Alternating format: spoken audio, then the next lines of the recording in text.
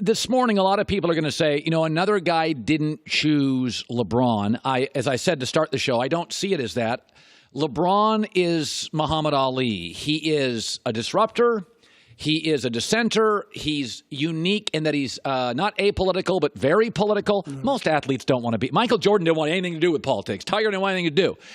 Kawhi chose not anti-LeBron, but anti-drama. LeBron's teams are dramatic. Right. They're noisy. They're political. And I think a lot of that with Kawhi, he looked at it and he just thought, man, I got Magic. I got LeBron. I got the LA media. It's clearly L.A. didn't bother him. Well, he wanted L.A. I mean, he wanted Southern California. I think the narrative that nobody wants to play with LeBron is overstated. Because obviously Anthony Davis moved heaven and earth to play with him and put his image on the line to play with him. So some players want to play with him. Role players have never been a problem. You had guys waiting around to see what Kawhi did to play with the Lakers and LeBron. So role players have never been a problem, and some stars may want to, but other stars don't. I don't think it's because he's political. I think it's because other stars want their own team. Before I began reporting this out and finding out that Kawhi really was serious about going to the Lakers, I was thinking, why in the world? He just won a championship with no other star. Why would he go to someone else's team? Because even if LeBron would have done exactly what he said to Kawhi and AD, I'm going to step back. I'm going to be the point guard. I'm going to defer to you guys. And let's say LeBron's the third leading scorer, averages 21 points, 11 assists. It's still LeBron James's team. Yeah. And many stars want their own team, which I like. I respect that. So that's one of the reasons. And then I think, like you said, the drama. I don't think it has anything with LeBron's politics and all that he's doing. I think, though, he brings drama. I can't remember the last season there wasn't drama around LeBron. KD called it a circus. Right. His teams are just noisy. And I'm wondering, like now this year with Boogie Cousins and Rondo, now there's a lot of drama that can happen. But before they did that, when they got the AD trade, I was just like, okay, what drama is there going to be to stir up? There really shouldn't be any. But I think that's another thing players want to avoid. But look, these guys respect LeBron and they're following in his footsteps. What Kawhi did, I said LeBron is a boss, and he is, right? This was the biggest boss move I've ever seen by a player in the NBA.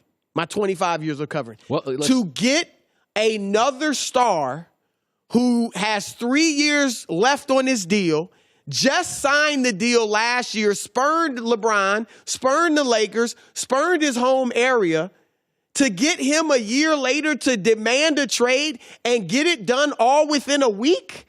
That's incredible. Also, Kawhi was apparently a recruiter.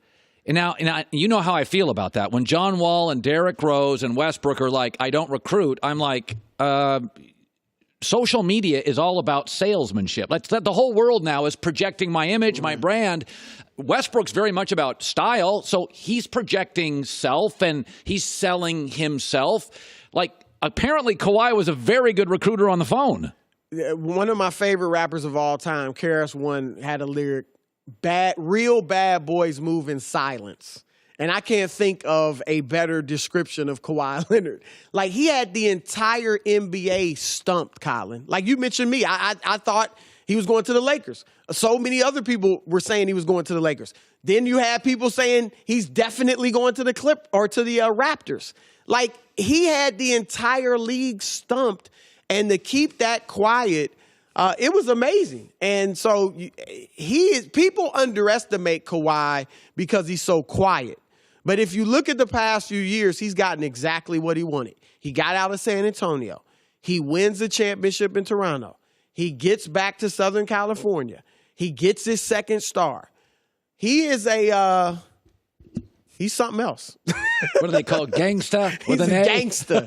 He's gang. We got another gangster in LA. Okay, so I look at all these teams. We have parity. I've said before, I'm not sure parity gets better ratings because I don't think the Denver Nuggets against the Clippers. How about a Milwaukee-Utah final? You want that? Well, again, everybody is just loving it today, and I get it because everybody feels like in the big land grab, everybody got an acre, and I get it. But at the end of the year, the NFL dominates when they get the Packers and the Eagles and the Patriots and the Steelers. Jacksonville was everybody's nightmare, right? Like, oh, Jacksonville Super Bowl. I like watching the NBA. I'm a diehard. So I'll watch Utah, Denver, anything. I mean, this year, Joey and I kept saying, well, I love the Eastern Conference playoffs. But to get the casual fan, 30% of them moved in, a lot of them don't. I will tell you this, though, is this idea that the Clippers now are a home run, I think it fits.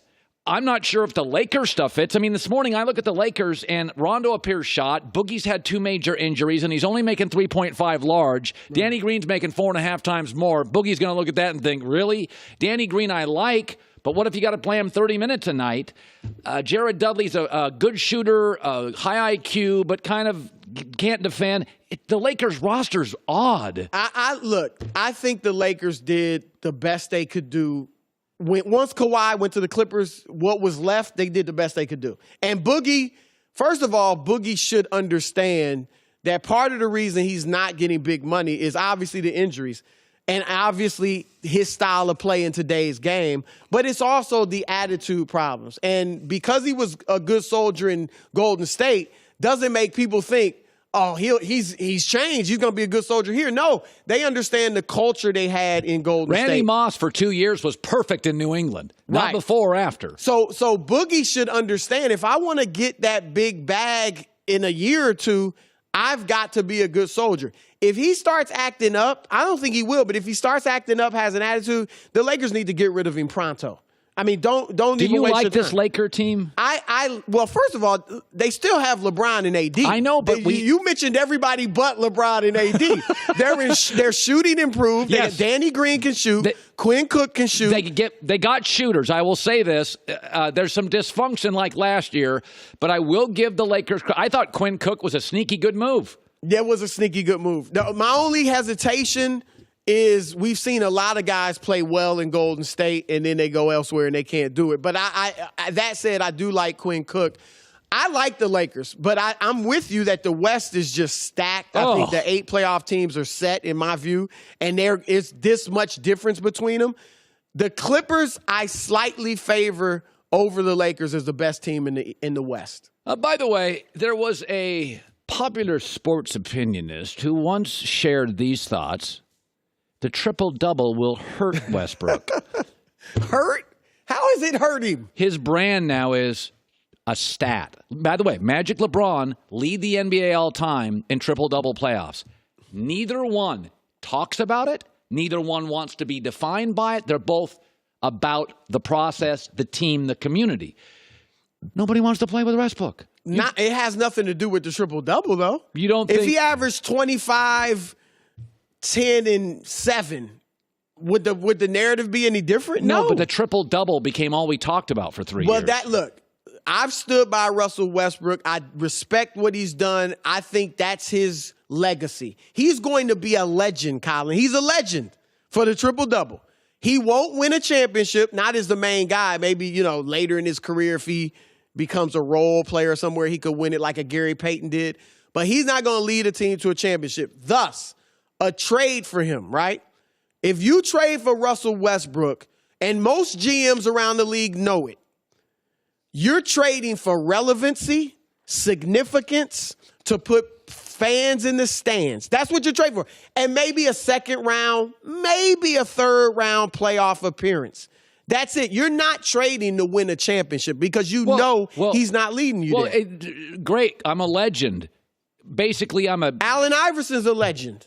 Okay, I'd much rather be Magic and Steph. Well, he's not. But Westbrook's not that. He's not that type of player. But he's not on that level. You guys told me for years, this is the face. This guy is amazing. So this is all about you? I'm just saying, I got nothing against the guy, but I'm like, in the end, it's like there were many players. Charles Barkley, when he was playing, everybody, he doesn't play defense. He doesn't want to win. Charles Barkley played very well with others in Phoenix. Very well. How about in Houston? Did he play well with others? And in Phoenix, his others were Kevin Johnson, who was banged up a lot. Great, but banged up all the time. Dan Marley, they were significantly lower than Barkley. Well, you're blaming him because he's more talented? No, I'm just saying, look, this is where Westbrook needs to go. Where? Miami, it'd be a Hail Mary. I mean, they're not going anywhere. They're a lower rung playoff team. Well, it's a Hail Mary, man. New York, from what I'm told, not interested. Houston, that's just ridiculous. I mean, like you said, come on, stop it. Detroit, that's where he should go. Because Detroit tried the typical, let's tear it down and get lottery picks and rebuild. They missed the playoffs 8 out of 9 years. And then they decide, let's flip the script. Let's try to be relevant and good now. So they trade for Blake Griffin. Blake's not leading you to a championship. They got in the 8th seed of the playoffs. True. Go get Westbrook. Is he going to win you a championship? No. But you get Westbrook in the East. You make the second round of the playoffs. You maybe, maybe you get to the conference finals. Cool. I'm just saying, like, you're relevant. If you're the Detroit Pistons, you need it. You're the one team I see where it fits. Would Blake and him work together? I don't know, but at least one's a guard and one's a forward. Try it. I would never go to Detroit again because the two players in the NBA that hate me most are Westbrook and Blake Griffin. You put them on the same team, I'm not even going to land in Detroit's airport. I'd be like, Captain, just keep flying. I am not loved. My wife may be from this state. Nobody likes me here. Hi, everybody. Thanks for watching. Subscribe here to get the latest from the show. Also, be sure to check out more of the best clips from The Herd or go watch a few segments from other shows on FS1.